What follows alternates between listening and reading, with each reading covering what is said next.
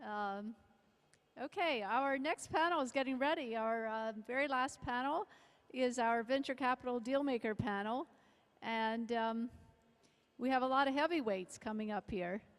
So I'd like to welcome to the stage James Savage, Chairman of the Venture Capital Community of the Hong Kong Venture Capital Association. James, come on up. Thank you.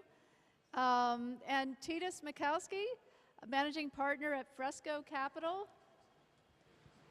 Here he is.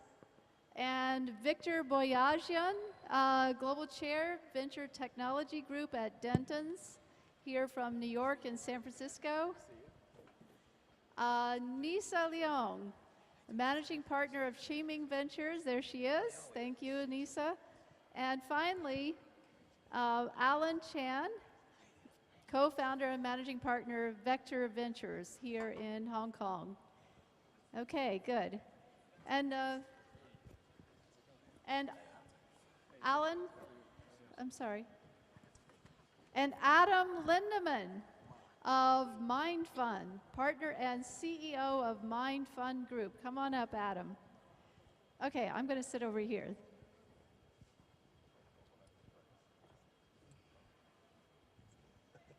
That's great. Let's give them a round of applause to start with. Give them an upbeat feeling here in the room, in this big room.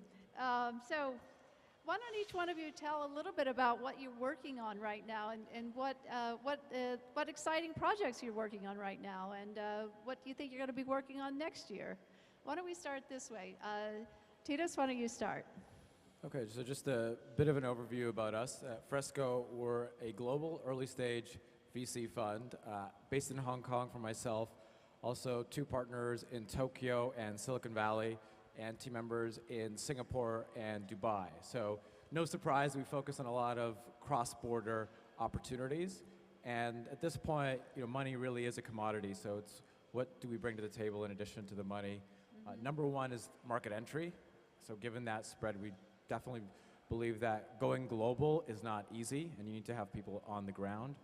Number 2, interesting that the theme of all the talks today was talent, and we absolutely see that across our companies. We spend a lot of time on talent, whether it's hiring talent, it's building the right culture.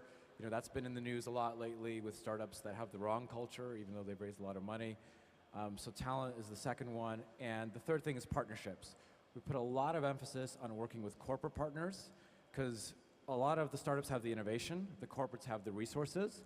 The challenge is that if you have the wrong corporate partnership, it can destroy the startup.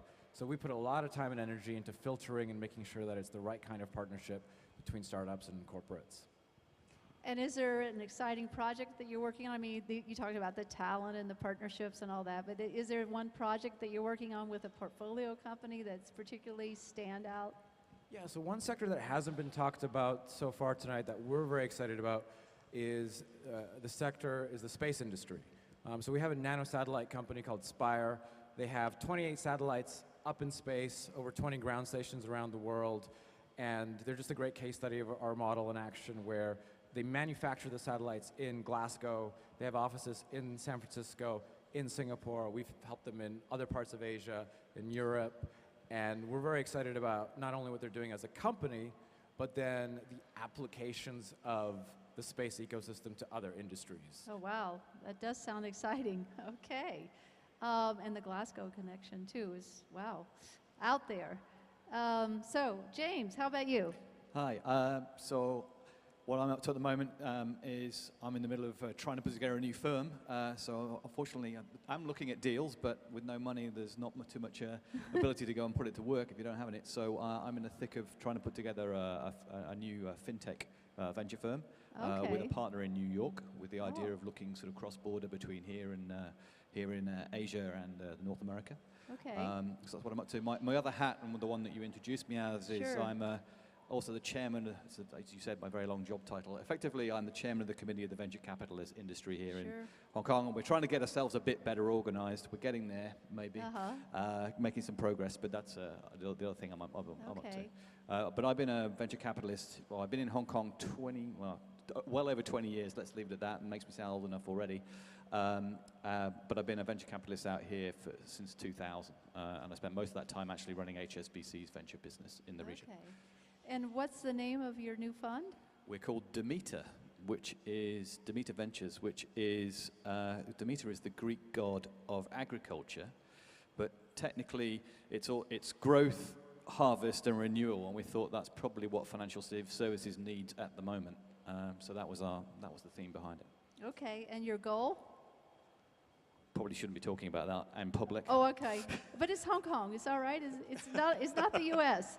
Well, equally here, so Yeah, I okay. shan't be making announcements about that in public for a bit.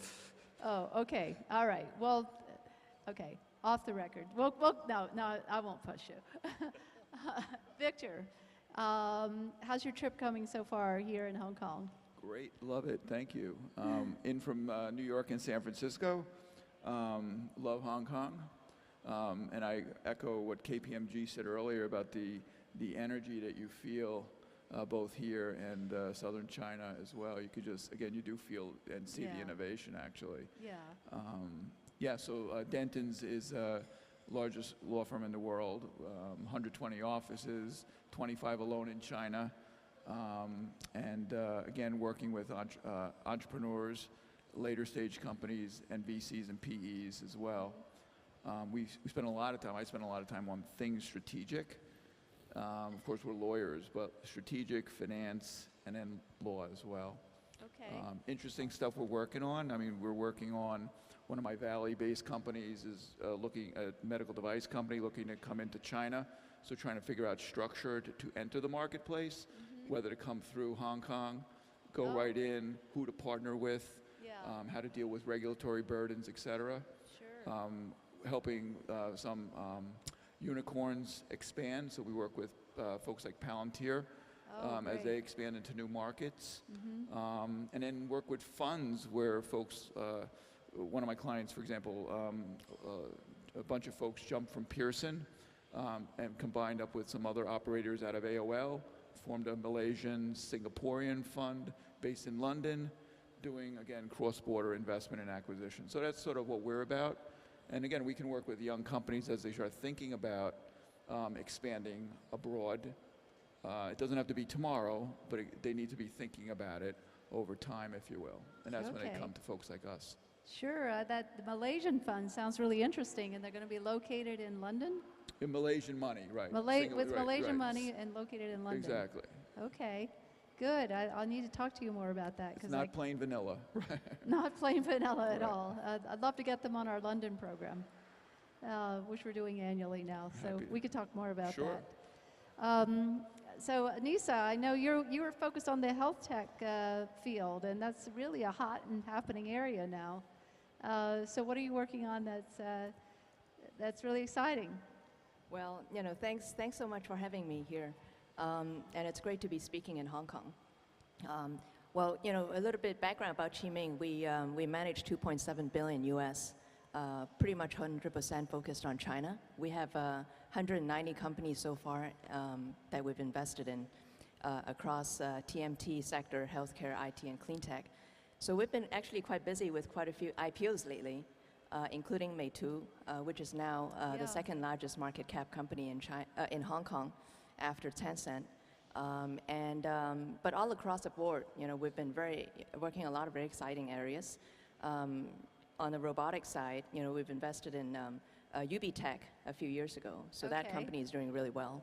On the TMT side, internet side, there's a lot of really interesting companies. Mobike is one of our companies as well, and then on the healthcare side, there's actually a lot of really exciting companies. I was just at the largest cardiovascular conference 2 weeks ago in China. And 5 out of the 5 life surgeries were with a product from one of our portfolio companies for minimally invasive heart valve. But we also have a few companies in the drug discovery that's making a huge name in China. So there's a lot of excitement in all different sectors. And we've also had 2 clean tech companies go public in the last 2 months. So we're pretty happy about all that. Sounds like no time off at all. Yeah, okay. Alan. Yeah, so we're an investment firm that invests globally. The only thing we don't really look at is actually healthcare. What we've been looking at a lot, and then linking with James, is we've been looking at agriculture and ag tech a lot the past year. But generally, you know, we pretty much look at anything from media, well, anything between media and healthcare, like X that. We invest mostly overseas with some companies in Asia. We really don't discriminate where the companies are from, but with a view of seeing how we can jump in and help them out in this region of the world, particularly afterwards. Okay, so you're doing a lot of ad tech deals? Yeah, we've been, last year we did 2. Okay. Well, 3, and this year we're looking at quite a lot. I mean, All right. it's hard to look at it from Hong Kong because, like, you know, there's no place for ag in Hong Kong really, but it's sort of like picking a worldview type of thing. Okay, good. Adam, let me put you on the spot. Oh, hello. So just by way of introduction, MindFund, which is my company, is a venture studio and a fund. We're backed by Digital Garage Group, which is an internet conglomerate in Tokyo and San Francisco. I've been doing this for about 20 years. I was one of the early employees at Digital Garage, and for us, it's whether it was in the 90s bringing InfoSeek to Asia, or building the first e-commerce and convenience store platform in the the beginning of the millennium, or bringing Twitter to Japan, or investing in Flippergram in the US, or now investing in Zeroth AI, which is Asia's first AI and machine learning accelerator, and hopefully incubating the next generation of AI startups. It's always been about what's the next wave, and discovering that wave, and then hopefully riding it successfully together with people we enjoy leaping with. And I'm still, even though been through quite a lot over the last 20 years, I still feel as young as ever, even though I'm probably not as young as ever. So. Working with young entrepreneurs makes you feel that way, right? Yeah, it really does. It does. Yeah. That's one of the reasons I like to mingle with them as well and interview them, write about them, although I don't invest. So I don't have any of the pressure of the investment side. So what's coming up among your portfolio companies that you think is going to be a real hit? Anything? Well, I guess if it's coming back to me on the circle, one of the themes of the talks today seems to be talent. And Yes. for us, education technology has been a big focus area. And so if you think about it from a pipeline perspective, it's at the high school stage where you can really make an impact on the future careers of those folks. And one of the companies we're very excited by, it's called BridgeU, based out of London. We helped bring them to Hong Kong. What they do is they work with high school students and high schools for career pathways through universities and jobs. And so a lot of that historically has been very manual, right? The classic career guidance counselor, who a lot of times doesn't have the time to serve students, and also a lot of times not the expertise. So what they do is they use the analytics where they can even help predict your university success rates, right? So you obviously have your aspirational university that you want to get into, and they'll say, well, you might want to have a backup choice just in case you don't get into that university. Oh, and by the way, have you thought about this other university, which might be a better fit? So their biggest market, fastest growing market, is all across Asia. And when you think about the talent pipeline and future entrepreneurs, future startups that need to hire talent, you really have to start at the high school stage. So from a macro perspective, we're excited by the company, one, as investors, of course, but two, because it helps build that pipeline. How did you find this company? Just because we're very active in the EdTech ecosystem. Uh-huh. So education technology is one of these funny areas. It's a $5 trillion global industry, and yet most investors think of it as a niche market. A lot of people in Asia understand the value of education, certainly as parents, right? I know as a parent, I understand the value. Parents in Asia understand the value.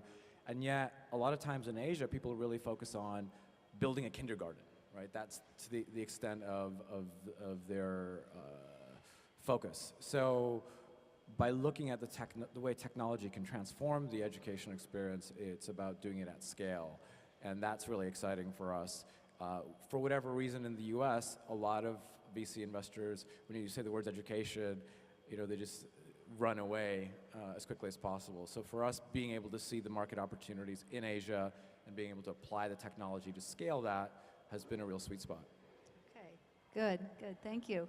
I would take it from another angle where rather than thinking about it as what's the next big product or innovation in the marketplace is to make sure that if you're, whether you're a VC or an entrepreneur, and really from a VC perspective, that you look beyond traditional tech centers. Because as we've talked about earlier, the world is getting smaller, big globalization's going on. Markets like Hong Kong are places where there's great talent. And so I'm not smart enough to know what's going to come out of those markets, but the next generation is really pushing the envelope in terms of innovation, and we shouldn't just look at San Francisco and New York, but other markets as well, because I think you're going to see great innovation out of those markets. Sure. And look around universities. Universities spawn innovation, obviously, by definition. And that's what we do. We look to university towns to see where the next opportunities may come out of. Okay, and Hong Kong's got some good universities here, particularly in science and technology.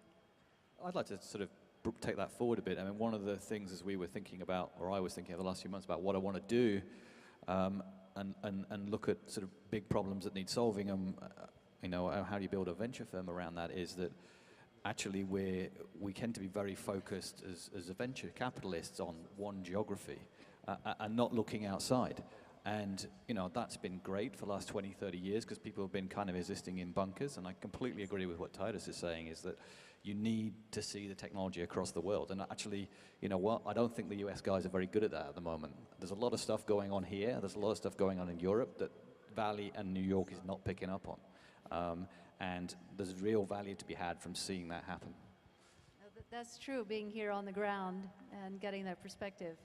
I And a lot of people who are in Silicon Valley don't go out of that 30-mile radius. We've had to go out because we've had a fairly small environment here, right? Right. But so we've been used to it. So now we see the opportunities, I think. Sure. Nisa? We have too many very exciting companies in our portfolio, as you know. Oh, it's hard to name just one, huh? Well, I think, let's see, I'll talk about two. There's a company called Berry Genomics, which I think between them and BGI, they're the two largest DNA sequencing company in China. And I believe that they're probably going to overtake BGI as the largest, by sometime this year. So that's very exciting, because when we invested in it, we were looking at both at the same time, and BGI was a lot bigger than them. When was that? That was about 3.5 years ago. Okay. Yeah. And not very long ago then. Yeah, not too long ago. But both of them are going public right now in A-share. So, and I think what's really interesting about Berry is they have a technology that was, developed in Hong Kong by Dennis Low.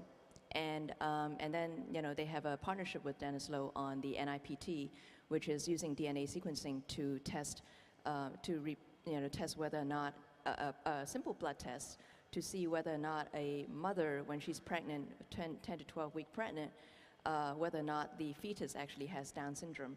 And the thesis is by that time, the mother's blood will be flowing with the fetus's DNA. And that's really phenomenal. So this replaces amnio, which has a 1% miscarriage rate.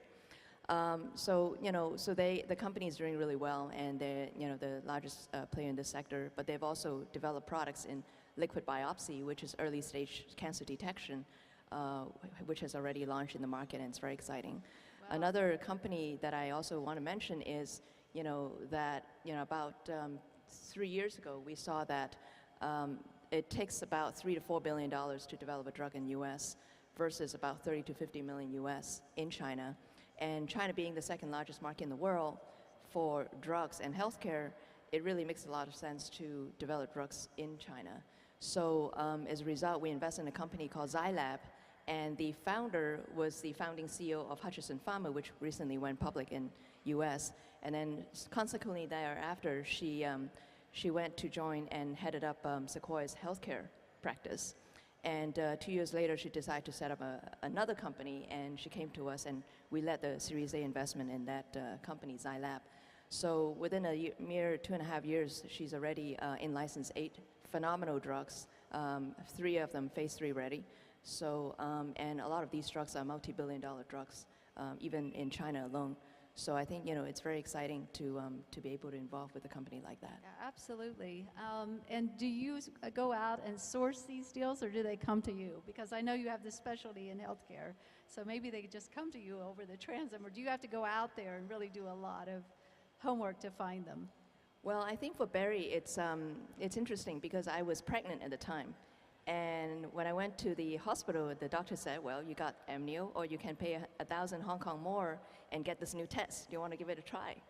Minimally invasive. I said, absolutely, let's give it a try. So then after that, after the result came in, I said, everything's fine. Then I went up to Dennis Leung and said, this is really interesting. So that's how I found, about the technology, and then I tracked down the companies that were doing that in China. For Samantha, we've known each other for 10 years, and she's, I think she was just named by Bloomberg to be the godmother of biotech in China. So, it's really quite a pleasure to be working with her, and, she's been in the field for a long, long time. So. Great, great. Well, that's hard to top. Alan. I was about to say, I'm going to quit and try to just invest in her. Anyways, so I guess we'll quickly go over 2 companies too. One from the US, one from here, both in the digital media space. And so the one in the US is a company called NextVR. So they broadcast live sports, music, and sort of tourist destinations and anything in person, live in VR, through Google, Samsung, and Oculus. And so that one's been pretty exciting, just watching them slowly develop the product, work with the NBA, which is probably the most global sport other than Premier League, and now starting to roll it out globally with, unfortunately the season's almost over, but rolling out in the US, global league pass, and in China. So that has been interesting to watch. So that one's been fun. And then the second one is from Hong Kong. We invested in her around 2 years ago. It's called Day Day Cook. And so Norma, the founder, is the young Chinese version of Jamie Oliver, essentially. And she goes online. She started in Hong Kong, and she's doing exciting stuff. Last month, I think, she hit something like 250 million views and like 60 million users or something, from a seed startup from Hong Kong, which expanded to China very well. It's probably one of the better success stories I've seen from Hong Kong to China, and so that's been exciting to watch. Yeah. Okay. Adam, you're right here in Cyberport. We love Cyberport. It's awesome. It's a real community. Everybody helps each other. Love it, love it. An investment that we made, we led the Series A in Flippergram in the US. They exited to, I can't speak Chinese, but Chow Chow. And so that was nice. Our second fund, which we really focused on the local ecosystem here. I think the most promising, is founded by Johnny Quattro. He is called Mixably. It's essentially a social network for sharing playlists, musical playlists. So it's a social layer on top of both Apple Music and Spotify. And if you're a Spotify user and you have a playlist and you want to share it with your friend who is an Apple Music user, you can do that. So I'm really excited about Mixably. I think being a little bit ADD and as I said before, always thinking about what's next. I think the thing that's most exciting me at the moment is that with the third fund, we're stepping back a little bit in terms of initial selection of companies, and we're completely backing a wonderful team led by Tak Lo, the former director of Techstars in London and New York. He's created the first AI and machine learning accelerator called Zeroth AI, and we are completely backing them in the manner which Sequoia and Start Fund backed YC back in the day, and I'm very, very excited. They just did the demo day a month ago, and one of the companies, they were all great. They really feel like, you know, pure tech guys who are about to catch a wave. And one of them that really excited me was called Cero, and it's something that really should happen in Asia. When you hear it, it's machine learning applied to rice. So using optical recognition, they can work out which, if the plant has defects, and this is obviously terrific in terms of being able to increase yield for exporters. So, you know, these kind of practical applications of I think when you start to see that a lot of these, the gentleman before was talking about platform companies, when you start to see that a lot of the libraries for really, really cool kind of AI and other types of machine learning have been opened up, and developers are able to kind of, at the application level, just build very, very interesting vertical applications based off of that. It just feels like the whole stack is changing, and just new innovation and new exciting things are going to happen. So that's on the investment side. On the studio side, with DG, we're quite excited about conversational commerce as that applies to bots. I do agree 100% with gentlemen on the previous panel that said it was a little bit overhyped, but so was e-commerce back in the 90s, if you remember, and that turned out to, you know, actually be something very, very important. So, you know, it's always hyped in the short term, but usually it's right in the long term. So I think bots and conversational commerce are going to be huge, and we've just built something called Zeep AI, which you should all try out if you're looking to buy or rent a property in Hong Kong. So. Well, I like that, conversational e-commerce. Yeah. Wow. Yeah, I think it's going to be very big. Okay. So one of the issues that we were talking about earlier today at the workshop is whether there's enough sufficient venture capital financing, early stage and later stage, for Hong Kong startups. So there was some disagreement at the workshop of whether there was enough or not enough. So why don't we just kind of run through that argument and see if we can come up with a solid conclusion. So I know. Shall I take that one first? To sort of, okay, you could take it first. I'm quite happy to fire off on that one. I've had a lot of discussions with a lot of people about it. I think, and there are a lot of different views. My view, and probably reasonably consensus, but I know there will people who disagree with me, is I feel at the early stage in Hong Kong, actually, there is sufficient funding.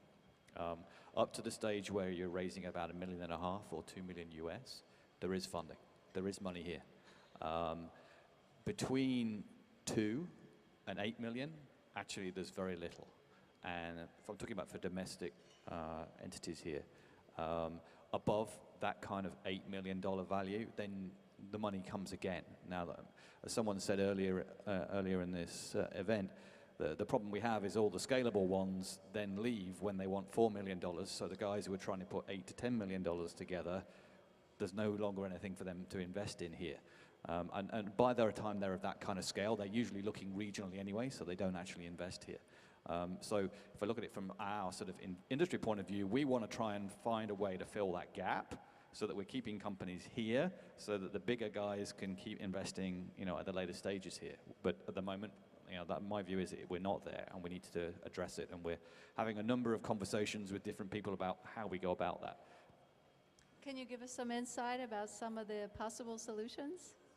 I think some of it is the way the funds are structured, and you know, some people are actually taking their funds down into earlier stage stuff, and stretching down that way. Some of it comes from the way that the government works. So, for instance, I mean, I think you'll all know that there's money here at the Cyberport for early stage investment. and matching things. There is another large slab of government money coming out before the end of June, I'm told, which is like not all of it will come to venture, but a lot of it will end up coming this way, about 2 billion Hong Kong dollars worth, which is going to be, they're busy finalizing the structure of how they're going to put that to work here at the moment inside the government, and we're expressing views. I don't say we're steering it, but we're certainly expressing views about how that's going. And I think that ability and the pump priming from the government is certainly an important thing. I must say I've never been a fan of government intervention, but this is definitely one of those things where the government does need to pump prime this, but once they've got it going, I think it'll keep going. So, it's not my usual political view, but in this case, I think that's got to be one of the solutions. Yeah, Hong Kong just needs that one success story, that one huge success story to get everybody coming here from Silicon Valley, right? Or from London. Yeah, but if you've got nobody who can get through that sort of $6 million the raise, gap. then you're never going to get there, right? So how do you make that happen? Sure, like you said, that's the reason they go to Silicon Valley, Sand Hill Road. So, Nisa, what about you? Do you think that there's sufficient funding here for young companies? So actually, it's interesting you asked that because I think, there are a bunch of us who are active investors investing in China and US and live in Hong Kong. But, what we've seen is we don't really look at Hong Kong companies. So about 2 years ago, a bunch of us active investors decided to set up the Venture Investors Alliance of Hong Kong. So the whole concept is it's a little bit like Shark Tank, but it's not public. So every last Friday of the month, we've been hearing pitches from Hong Kong startups. And so we've been doing this every month, and we've also worked with all the top co-working spaces. And a lot of times when they have final rounds, and they would ask us to go in and partner with them. So, Alan, Jackie, and quite a few others in the portfolio are our members. And one of the things that we realize that, there aren't that many active investors with active funds who are actually based in Hong Kong. So, but, for those who are here, they're very willing to, to help out with Hong Kong startups. So I think it's really good. And we're very optimistic there are companies in Hong Kong that will grow to a size where we could put, Series A or Series B money in. And I think a lot of us are ready to do that. So I think right now we're beginning to see companies out of Cyberport, be it Science Park, or even some that are in other co-working spaces raising Series A round and Series B. So I think actually that's quite positive. And given the fact that the government has set up a few initiatives, what James said, and then of course the latest, the financial secretary has mentioned that. Recently in the budget that they're setting up the Committee on Innovation, Technology Development, and Reindustrialization, where they're planning to do tax incentives and new, incentive programs for startups. I think all that is a good thing for Hong Kong. So we're ready to put money in when there's a right startup. Okay, great. How long has this Venture Alliance been going on? For about 2 years. So I mean, we have a Facebook page, fund.d, and that we just set up. And it's very exciting because a lot of people they either submit plans on our website or we partner with co-working spaces. And I think, there's, it's very interesting to see the quality of the companies are actually improving over the last 2 years. And so it's actually, and a lot of times, even if we don't put money in, we try to give them a lot of advice or, introduce them to players like the Xiaomi or the BATs in the world, to them, because a lot of times they can't get access to those. And you need the smart money and smart, helping hand, not just dumb money in Hong Kong, I think. Yeah. Sure. Just Yeah, to follow up, for me, it's sort of how do you look beyond your local region, and how do you, and I think this was your thesis earlier, how do you start, connecting to that? So how do you fill the gap you're talking about in funding by looking to, say, places like Silicon Valley, where there tends to be a lot of money?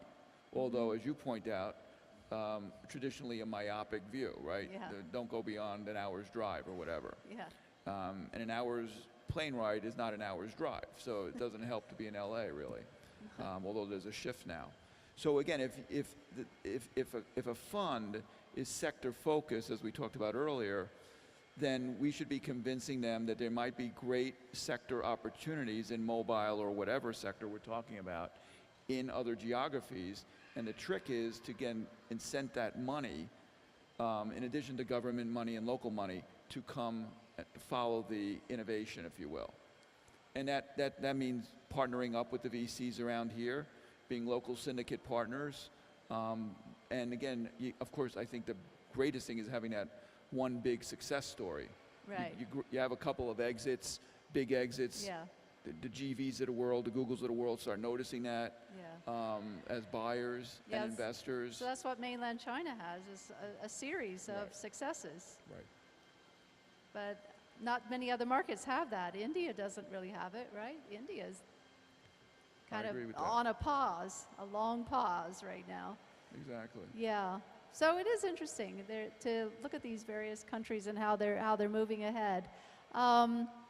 So where do you think the next big breakthrough is going to come from, both by market and in sector? Where's the next big hit? Robotics, AI, IoT?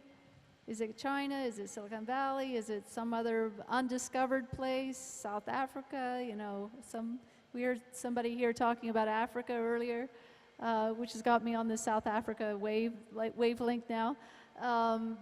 Anyhow, where's the next big tech breakthrough going to come from? I think this is the interesting thing that you were talking about earlier today in our other session, which was that in the past there was one big technology wave, and now you have multiple waves, right? So, you know, if you talk about AI, that's a huge opportunity by itself. On the healthcare side, it's such a massive market, and that's crossing over into other areas. There's the digital health side as well, and you know, you can even put in the cybernetics and hardware into that, right? So you bucket all those things and call it humanity 2.0, and which version wins out, right? Is it the AI? Is it the genetically modified human? Is it the cybernetics? Who knows? Do they all blend together? So those are multiple trends that are all together massive. Yeah. As I was saying, the space industry, I think, Yeah. will touch every sector, and I think that's an underplayed opportunity. And even something as in theory, as boring as mobile is still not fully penetrated, right? So when you add up all these trends that are there, I think the thing that we're seeing is it's not only cross-border, but it's also cross-sector. You know, who would have thought that Tencent would be investing in Tesla? Right, that Yeah. just kind of came out of left field, and you're Yeah. seeing transportation as a service as this Sure. massive opportunity that everyone's jumping into. Yeah. Very early days to see how it plays out. So I think that's the big shift we're seeing, is that instead of having one technology trend, it's the intersection of a lot of them Yeah. and the crossover. Yeah, that's good points. Yeah, you just made me think about Mobike, which you mentioned, Tina, and that seems to be the whole bike sharing phenomena in China's major cities. In Beijing, I was just in Beijing. I couldn't believe it. So, and I actually was on a panel with the Mobike CTO and co-founder. So that was pretty interesting. I mean, do you think that kind of thing is going to be like the next big home run, or is that just kind of gadgety, you know, fatty, you know, something that's felt like a fad that's going to go away? It's our portfolio, so I hope it's not going to go away. Okay, all right. And then Mobike just announced a partnership with Tencent last week. So I think that gives them a real edge over a lot of other players. Yeah. Other colors on the streets. So I think, you know, besides what, you know, we talked about previously, you know, the convergence of the you know, technology, the sectors. Yeah. I think one of the really interesting, and I just want to put a case in point, in mobile health, I've been generally very pessimistic about this sector, because I think that you know, there's a lot of companies, and it turns out that I think over $2 billion was invested in this space in China 2-3 years ago, and at this point last year, a lot of the companies can't raise, you know, the next round, and because they have you know, business model issues and whatnot. But we did invest in a couple of companies in this field, and one of them, WeDoctor, is doing something really interesting. About 2 years ago, the Chinese government has given out the first ever internet hospital license. And this is the first ever in the world. Okay. And so we doctor got that. And as of today, there are 18 internet hospital licenses in China, and we doctor has 17 of them. So how does that work then? I mean, how do you have an internet hospital? Yeah, so I think the whole idea is, the Chinese government has been thinking, okay, how are we going to find ways for the, folks in the farmlands, the farmers in the rural areas to be able to get diagnosed or treated. Because, it's so hard to train the doctors. It's really expensive to train them. Yeah. And once you train them in a, general practice, then, on the specialty, how do you do that? And it's also very expensive for the farmers to go to the provincial capital to see doctors because they can't afford it. Yeah. So internet is a really good way to do that. And so they thought, okay, maybe this is something that we want to give it a try. And so with that in mind, I think, what's really happening is the company as of last month, and the numbers are growing very rapidly, exponentially, but as of last month, per day, patient on WeDoctor Internet Hospital network, we're seeing 300,000 patients a day. So the largest outpatient in China, a hospital, is probably talking about 60,000 patients a day, and that's a lot of patients. And so we're seeing that our hospital are actually seeing more than the largest hospital in China. So, and it's it's growing very, very rapidly. So I think But how that's does the treatment work? I mean, an very internet exciting. hospital, how does the treatment work? How do Well- you get a diagnosis? How do you get treated? Well, I It's think, really- a lot of the, diagnosis, you can send the imaging, and so forth, data online. And then for the treatment, they basically prescribe them drugs and then have them go to I the see. local drugstore. I see. I mean, in the last few months, the CFDA and the Ministry of Health has been separating hospital services, consultation services, and drug prescription. So I see. think this is something that goes hand in hand. Okay. Is that something that you think could travel outside of China? An idea that could travel outside of China? We haven't thought about that yet, but just within China, it's humongous. Yeah. It's very exciting, and Sure. it helps a lot of people, Sure. who can't afford, to get there. Okay. Anything else on someone's radar over there? Alan and Adam. What was the specific? Well, I want to know what do you think is the next technology innovation, and where is it going to come from? I'd like to sort of take a slightly different sort of angle on that. So having been in this since my early 20s in the 90s, I remember back in the day when the internet, the first wave came, people had huge dreams and they had huge ambitions about how things were going to go. And then after the dot-com crash,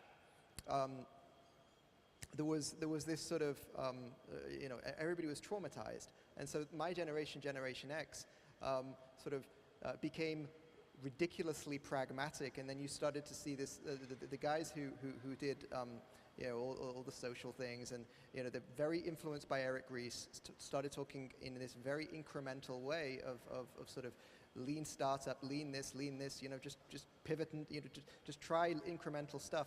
And what I'm really getting now is so it's not necessarily a technological slant I want to take. Is I'm starting to feel from certain people that the gentleman over there, who Justin, I think you named, and several other people, it's reminding me of the way it used to be in the 90s. We've gone through the trauma that that Generation X felt, and you're starting to see super smart, idealistic but pragmatic people who are looking at massive problems in the world and are applying exponential technologies to them.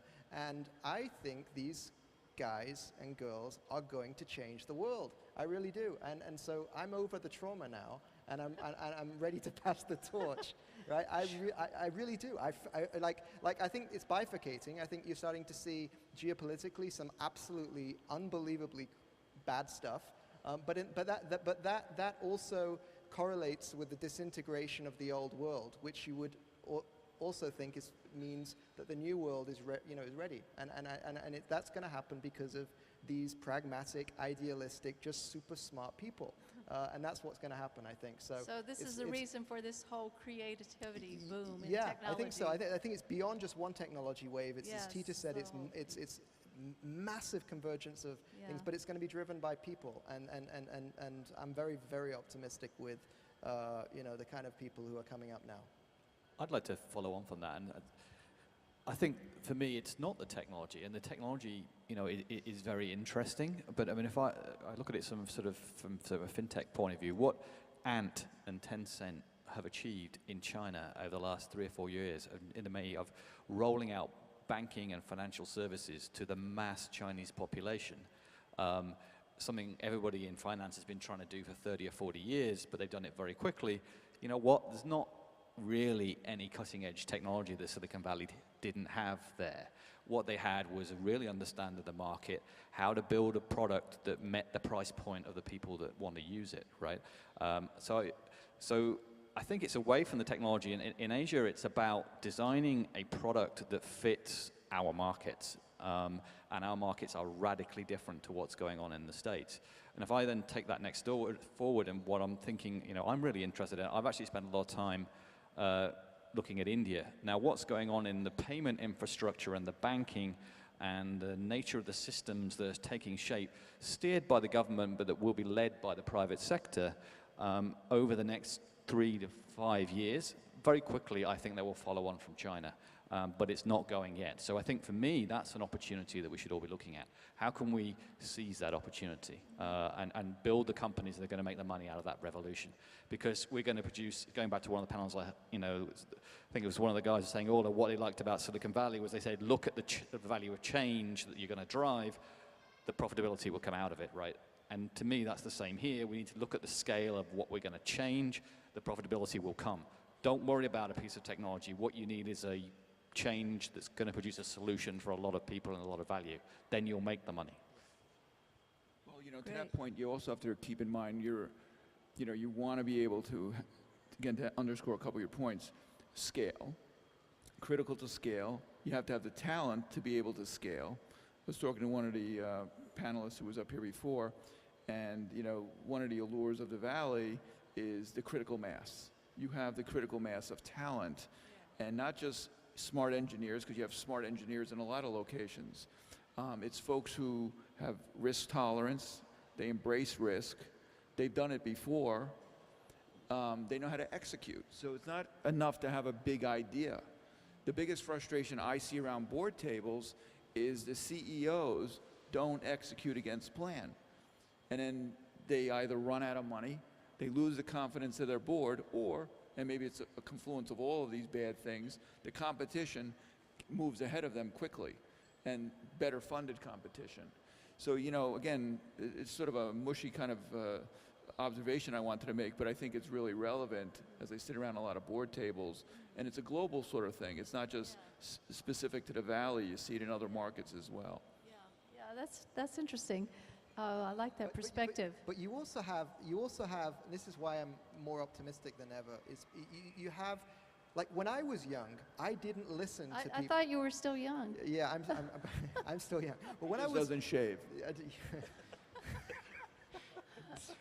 my wife.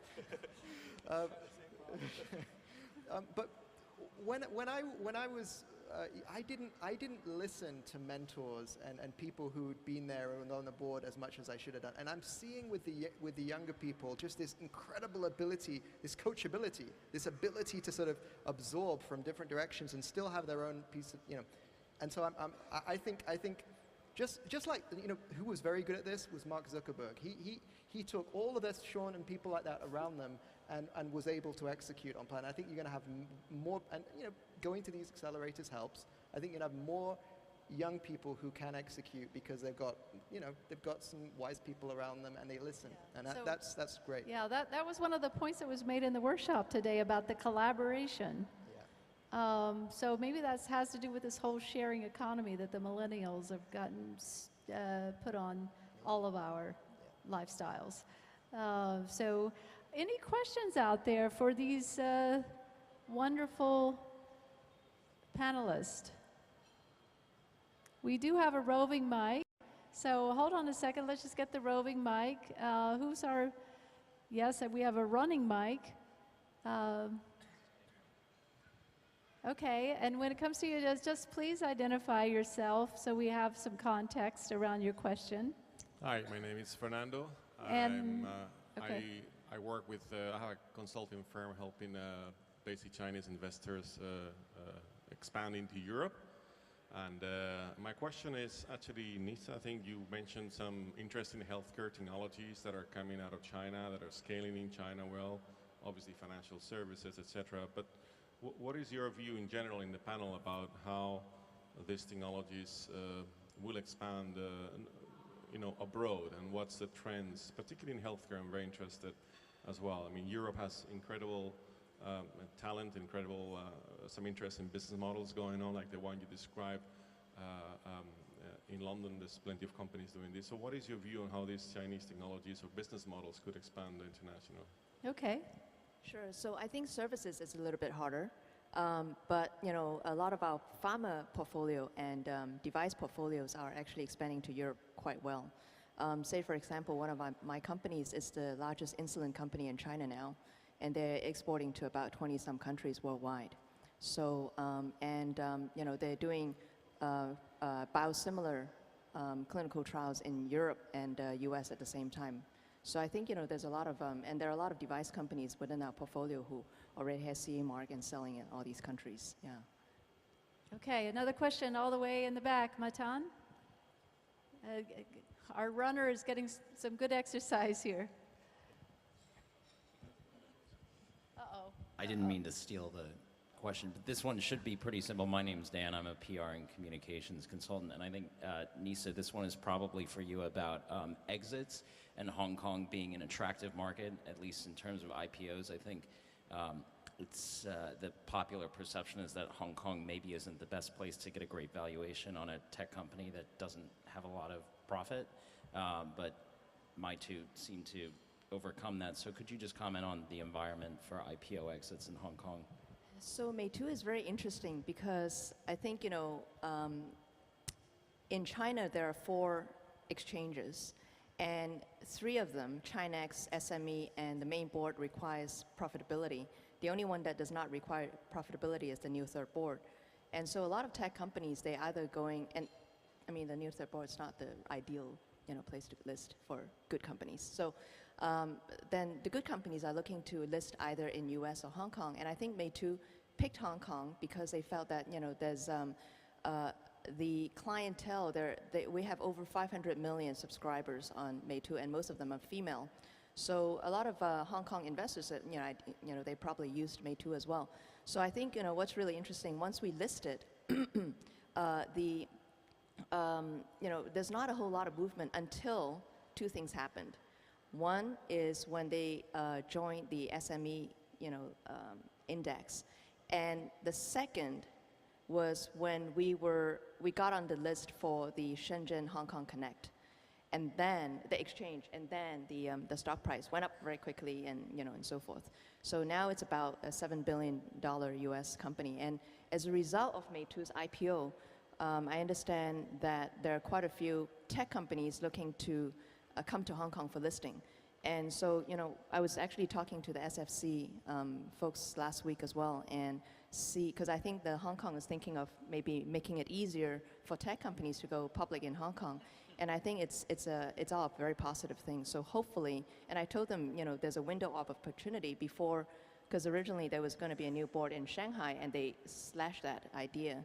So until then, Hong Kong has an opportunity right now, and we should grab that. Interesting. Matan, I know you were all the way in the back, and I think you already have a mic, so go ahead. Yeah, so I have a question partially for just Nisa. Identify yourself so they know, too. Sure. I know you, but they don't. Matan Lurie with Ally Bridge Group, which is a healthcare fund here in Hong Kong.